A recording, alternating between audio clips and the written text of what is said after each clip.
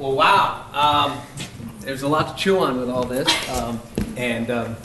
First of all, we can chat for a little while. We've got this table up here, but I think we've got a small enough group. I think we can just sort of have a discussion here with all of you, and then afterwards we can, when we get tired of sitting, we can go out to the lobby and continue this, where we have alcohol. Hope that helps. Before I go on, I want to thank Ken for approaching us back a couple of months ago and reminding me that it was Arts and Humanities Month, and maybe we should collaborate and do something. And so that's where the impetus of this came from. And I also want to congratulate Ken and Kim on they just got through their biggest gig of the year, the Festival of the Book, and they did a wonderful job at that. So.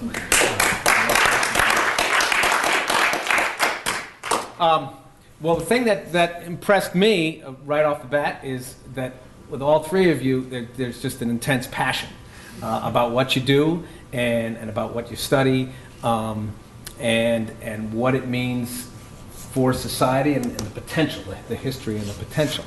And so I was trying to come up with a big question to start things off, and really I go back to Raphael, your discussion about the history, and it seems like there's a bit of a parallel between the growth of political and personal freedom and what the artist does. The artist was, according to what you were saying, the artist was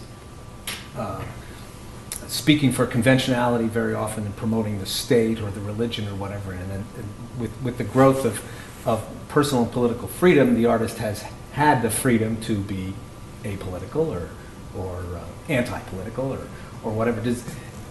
Does this make it more difficult for the artist in your mind than it has been? Is it more difficult to be an artist in our society now than it was up to a few hundred years ago? Well, I think in some ways it's nice to have both in Amy and Katie's presentations, the evidence is right there that the artist will do it regardless.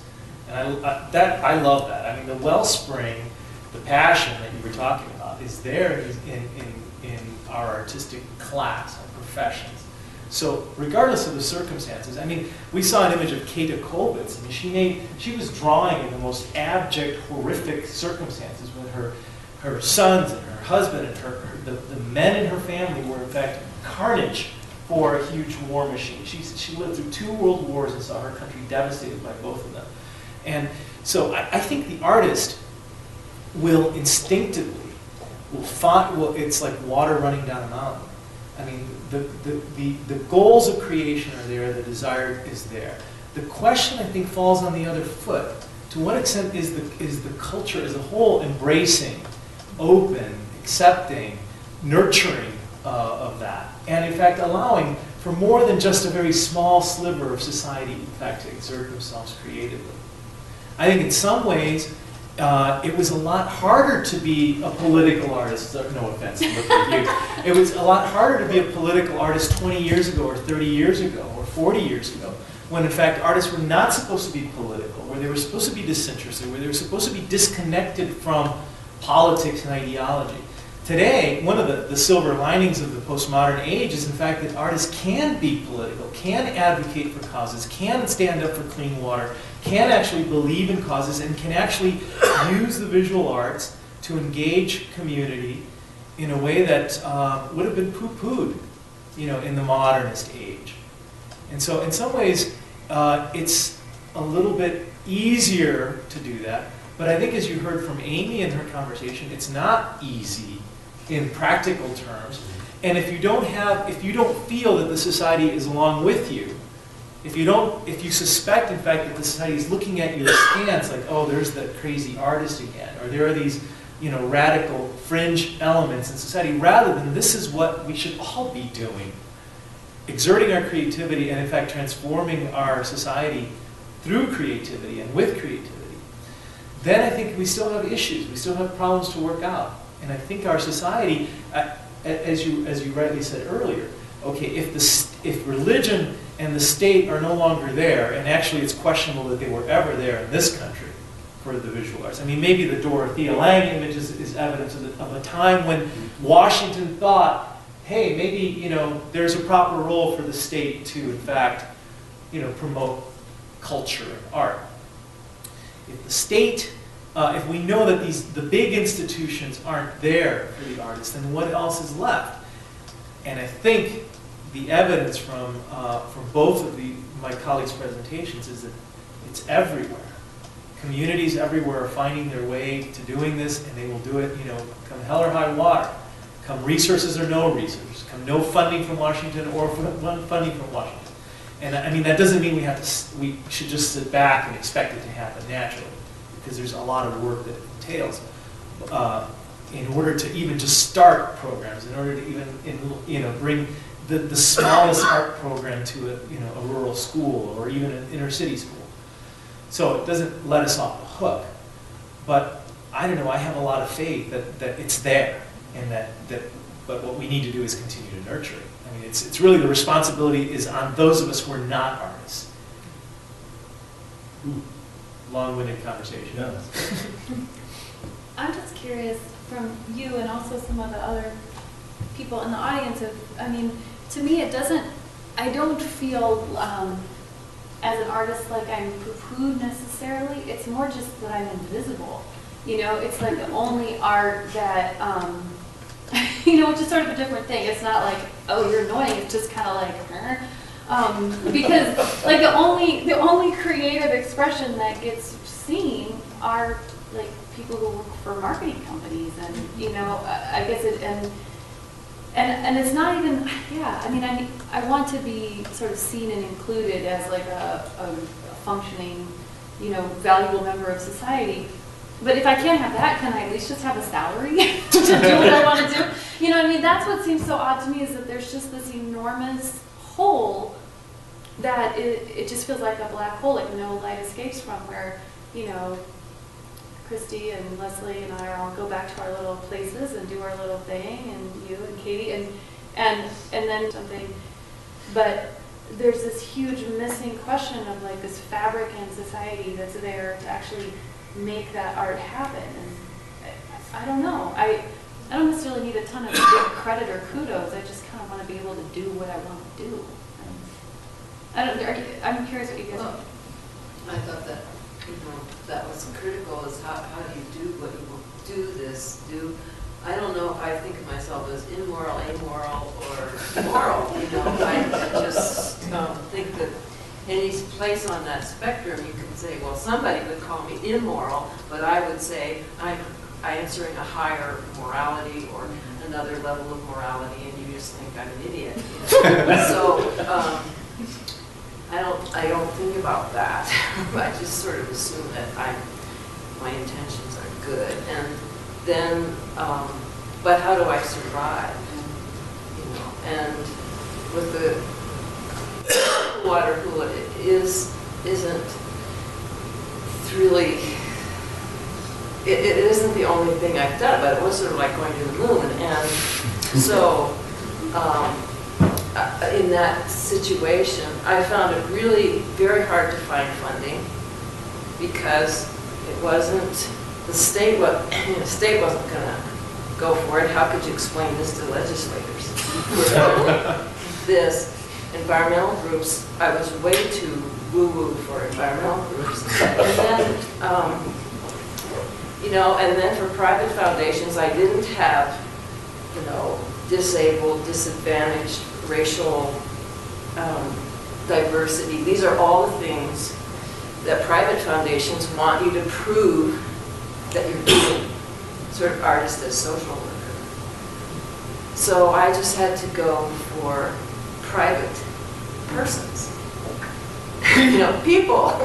And then I had to find a 501(c)(3) to sponsor, to be an umbrella for me. That's not easy either.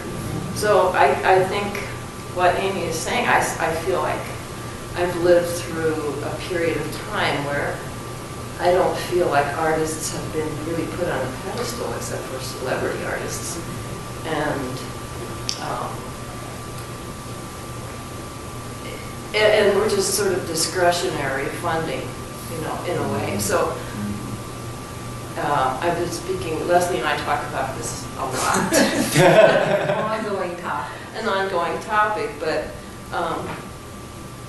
you know, where does this, I don't think we can expect this support to come from government, and you know, private foundations definitely all have their little niche of what they're trying to help, and so it's, I don't have an answer. I just know it's always a struggle, and have a lot of, I think that's nice to hear Amy talk about it, because You know, I you love do it. feel kind of invisible and yet important. Can I just say one thing? I mean, I think of what you're saying about that invisibility or lack of attention, basically, is that the bigger problem is that the popular culture doesn't care.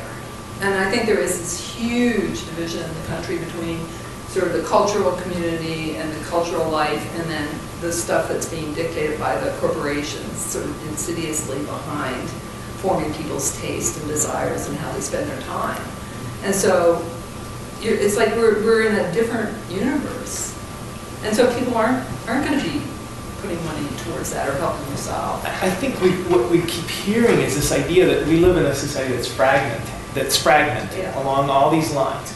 And then what the artist tries to do is to reconnect, you know, reconnect the glues. I love the fact that you started with these Aboriginal paintings, because I think we in the West, in the post-industrial, postmodern West, what we long for is a world in which art is central to what we do. It helps us define our place in the universe. It gives meaning to our lives.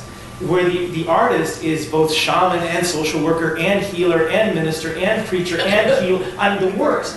Where art is not relegated to discretionary income or frivolity, as you know, Mr. Trumbull said, or whatever, but where art is central to what we do as a society and as a culture, where it affords us to be fully human. And I think that's really only what artists are crying for. They want that recognition, rather than the invisibility or this kind of alienated universe where we're all just sort of floating around trying to find some kind of meaning other than McDonald's. I just wanted to contribute to that I know that it does seem very much like the corporate community and the artists are two very distinct units, but what I'm seeing sold in general to the public is this idea of the authentic experience. So that idea of like the, you know, the McDonald's logo or slogan, or Gap jeans just had their new, you know, their comeback in 1969, this throwback to I don't know if it's even a throwback, but the 60s weren't all that peaceful, 69. But I don't think that it's so much that there is no ability for conversation. I just think we don't know how to bridge the gap. In other words, I don't think that, I like to compare myself with my sister because we're very different. We're minded in a completely different way. I'm an artist and she's absolutely not that. She's a model. And so she has a completely different perspective on consumerism and what's being sold to the public and how it's received and why. And ultimately, we both want the same things. We just go about it in very different ways. And what I find when I talk to individual people is that the expectation for somebody's experience is so far from what we think it is. So in other words, I don't think I can identify with you because I don't write songs, for example. But when you tell me your story, I can relate to that. I have a story very similar. It just doesn't involve music. And so for me, I think the question is how we get these seemingly disparate entities to communicate. You know, how do we get funding from corporate sponsors that doesn't dictate what our work is going to be, or the fact that we might want to critique their contribution? It's a similar thing to be funded by the government. You know, if you're funded by the government, you're then expected to uphold that. You know, are you expected to be moral and uphold that structure, or are you considered amoral if you critique that structure? Or, you know, so I don't think it's hopeless. I'm very much like Raphael. I have a sense of hope about it. But I also share Amy's sentiment of confusion on how you really go about it. You know, and so, I mean, it's an indicator, just who's here this evening. You know, I was here, 2 weeks ago for a lecture by Roger Shimomura, and it was a packed house. And we're talking about art and civic engagement. And, you know, I mean, so how do you raise that awareness to a level where people in the community consider the ideas that an artist is upholding just as valuable as the work? And I just want to say too that I'm also not at all hopeless. I'm a little befuddled, and I've had moments of hopelessness, you know, but I actually am kind of excited in some ways in the sense that I feel like maybe this is the work of artists living today, is to figure out how to do our work. You know, and it's sometimes it's a little tiresome of like, you know what, I'd rather just do my work. I'd rather have a system in place that allows me to do it. But maybe that there's a way that by addressing that very question through the process of art making itself, that we can start to knit those things back together, because it ain't gonna get fixed by, you know, McDonald's. Like, Right. But I also don't think it's because, I don't think it's not gonna get fixed by the corporate world or the average man on the street. They're not going to not attend to it because there's no interest there, because they aren't just people that have that natural pull towards art. They could all be artists themselves. It's just that somehow we've landed in this weird place where we don't have a system. It's like we want to raise a baby, but we completely don't have any idea, you know, how to do the first thing. And so I think you're right that there's a lot of room for cross, you know, conversation. I also think historically this is not a new frustration. Yeah. I mean, you started with the Renaissance, you know, and I don't think this is a new issue, that this, you know, cyclically goes on in our cultures. When you mentioned advertising, there's the newest Levi jeans commercial is an incredible piece of film, very compelling. Very apocalyptic, and it has an original recording of Walt Whitman reading in the background.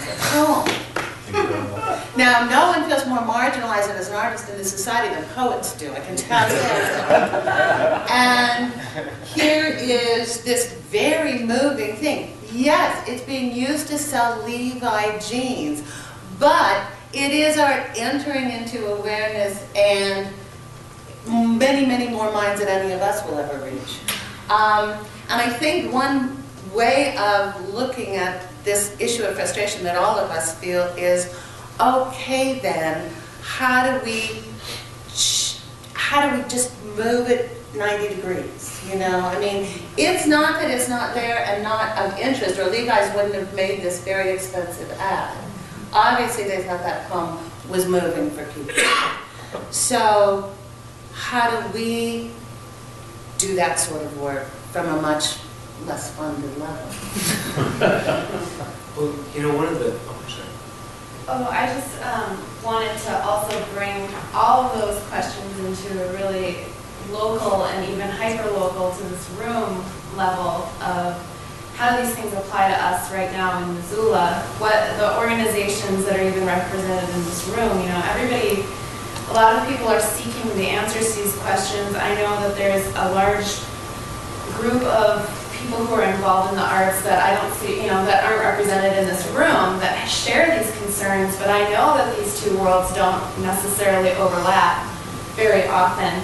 And my particular interest right now, just why I'm interested in this conversation happening in Missoula, and why I also kind of expected that it might not be a large crowd, is because people aren't, or it doesn't seem, and so this is partly a question, like, does this seem, just as far as the place that we're in, also not just the time and the cultural location of like the internet and mass culture and all of that, but like Missoula and where we're at in our cultural development regarding the arts, do we have a particular quandary to solve too that's just very local, where there's groups of people that are all kind of asking the same question, and I'm interested in figuring out how to bring those heads together. And, you know, as much as we want to try to solve the big picture, you know, too, and we should be thinking about those things, I think we do have a lot of power within the people who do work for the arts in Missoula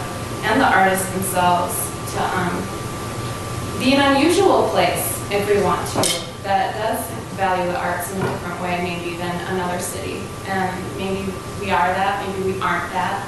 Maybe we in this room just think we're that, you know? But the funny thing about the jeans that I just thought though, it was kind of like that glass half full, half empty thing. You could also say that the jeans are selling the Walt Whitman poem. And that's an interesting thing to think about. Except Walt didn't buy the ad. But I don't know if anyone wants to speak to that at all in this room,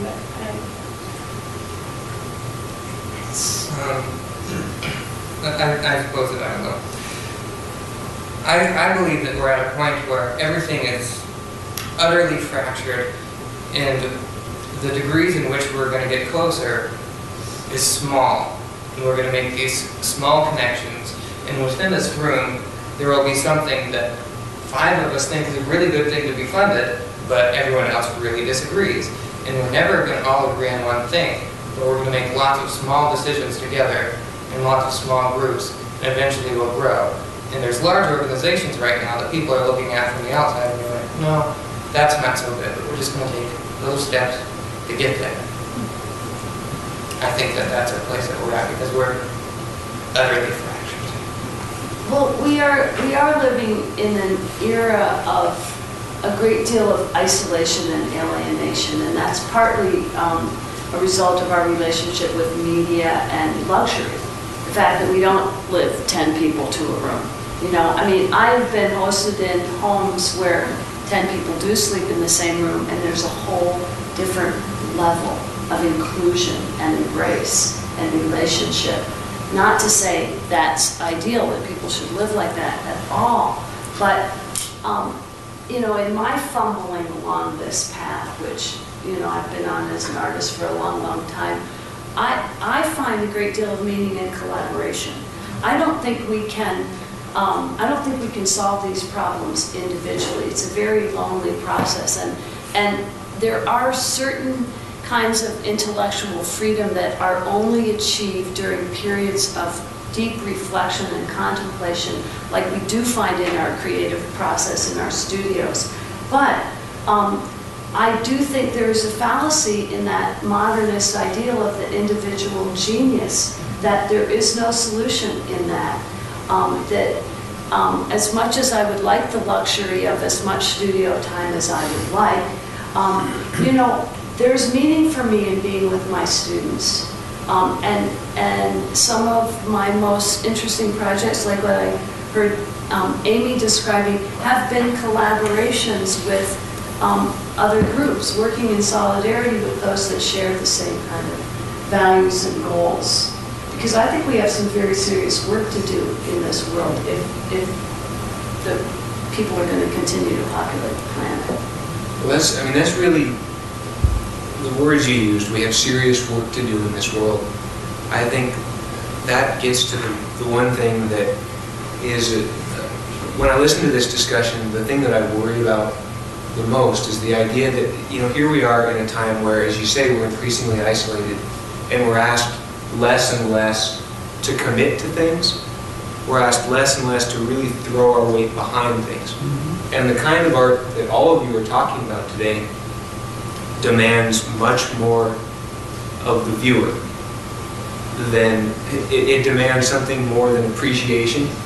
You know, you don't just have to say, my God, that is beautiful. You have to say, you know, that's beautiful and I understand it, and now I'm moved to action. You have to move through that old diagram we saw.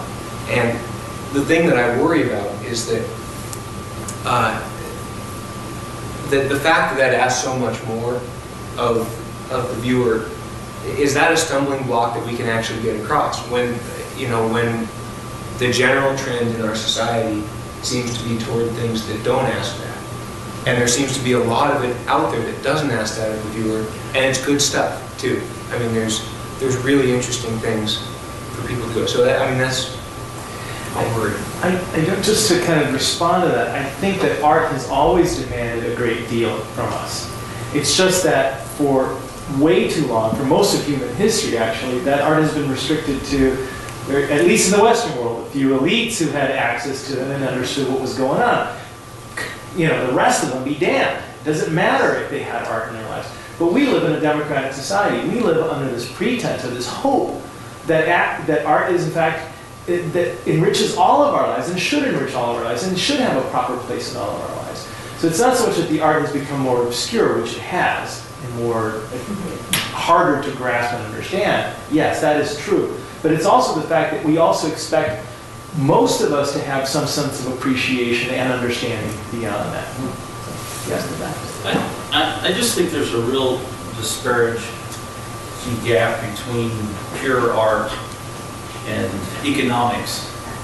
And that gulf is just really insurmountable in so many ways. And even historically, we talk about these great artists who were supported in the Renaissance. And you know, we say that very easily, but we don't really even know how many other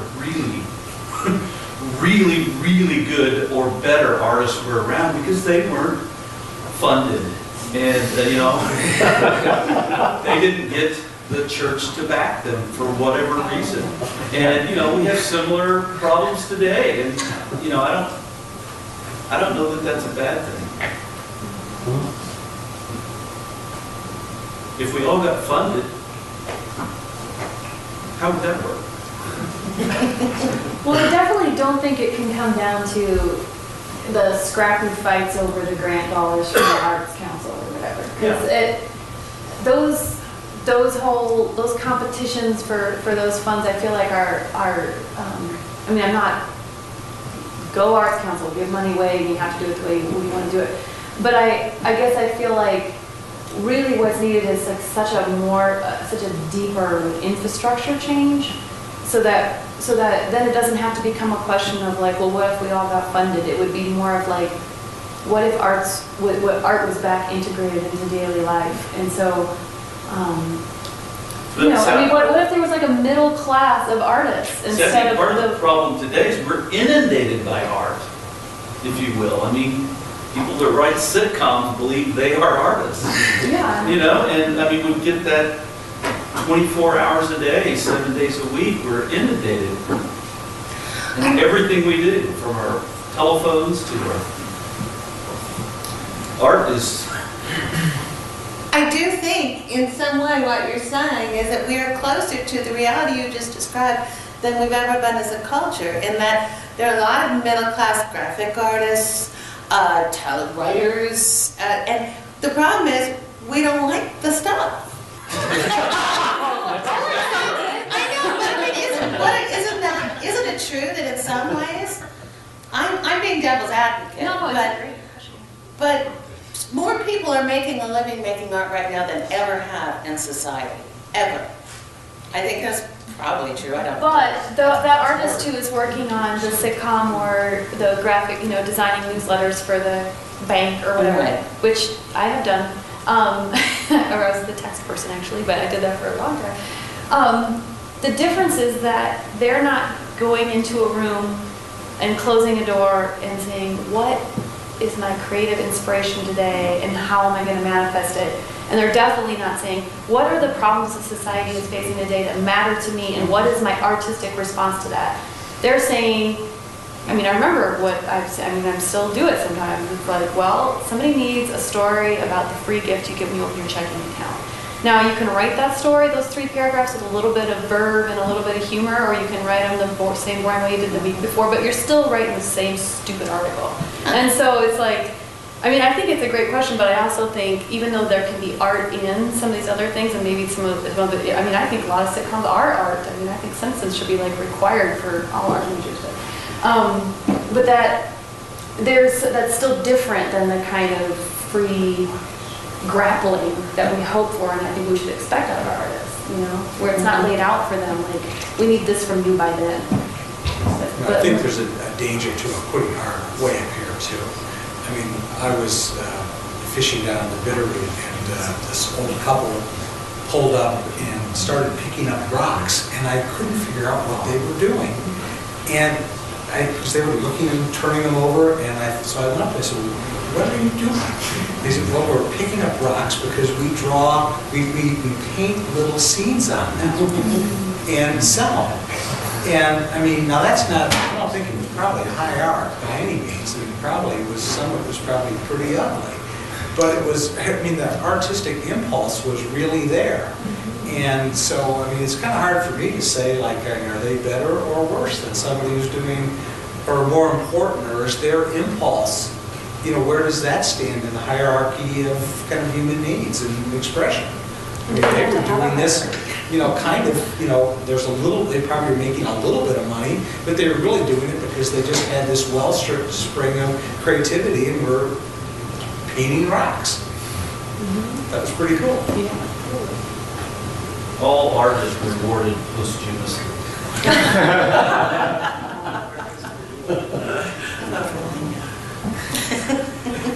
Well, you know, I want to relay a story. I'm not quite sure how this all fits in, but it's a story about market forces. I worked for the Sundance Institute for the first 10 years of its existence. I was the managing director, and we were charged with trying to bring to the forefront the legitimacy of independent film. At the time that I started in 1979, independent film was a very bad word, and it was very political and charged and the whole bit, and there was no path in the industry for it. And the industry is the movie studio. That is the market force and the economic engine that drives that particular art product. So we went about trying to create a series of endeavors that would legitimize independent filmmakers, and we succeeded. We ended up developing a film festival that was called the United States Film and Video Festival before Sundance adopted it, but created a national showcase for independent filmmakers. We created an interest in the studio marketplace for independent films. Originally, in the first couple years, all of these independent distributors popped up, and life was good because they maintained their desire to support original and compelling visions. Then, because there was money flowing through this newly formed marketplace, the studios wanted to be part of it. So they said, well, let's adopt you. You know, come in, New Line, come into Sony, or I forget all the marriages that occurred, but each of the major film studios then created an independent arm. And they made a new logo, and they made a new company, and then they touted that they were still supporting the compelling and independent vision. Then, as the marketplace forces come to bear, the discussion gets deeper and deeper into the bottom line. And then the pressure gets put on these people who are working for the studio but still maintaining their independence, and they're being forced to meet the corporate bottom line. And so they're having to create packages and newer deals, and you know, then it becomes the Miramax has to have the Gwyneth Paltrow and the 4 fancy stars in their film, or they can't meet the bottom line expectation of Disney.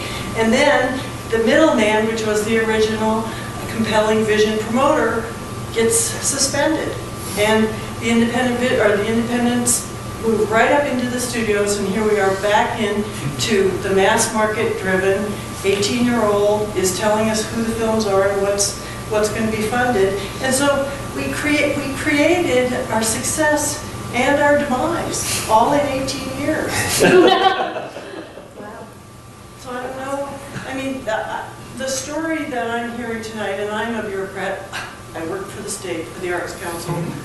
I help give out those itty-bitty grants. They're painful on our end, too. But the story that I'm hearing is one of the artists asking for permission to be schizophrenic, to be left alone to do their work and to research and develop their madness. And over here to also put food on their table and keep a roof over their head. Sometimes you can marry it nicely, like Katie has done, where your work to put food on the table actually inspires your madness in developing your art. Sometimes you can't. All of the systems that used to exist of patronage are gone. We don't have a way where the foundations decide that they should fund you as the artist regardless of what your end product is going to be, just because they believe in your potential. I'm sorry that's gone. The science world has developed that better than we have. They have huge R&D endeavors that are legitimized on many levels, and 99% of them fail, and there's never an expectation that a product or, you know, fame will come out of it. It's just the human potential that is so enthusiastic. So I'm sorry. Well, it's not. It's not your fault. Sorry about the state of affairs. Sorry about our state. I know,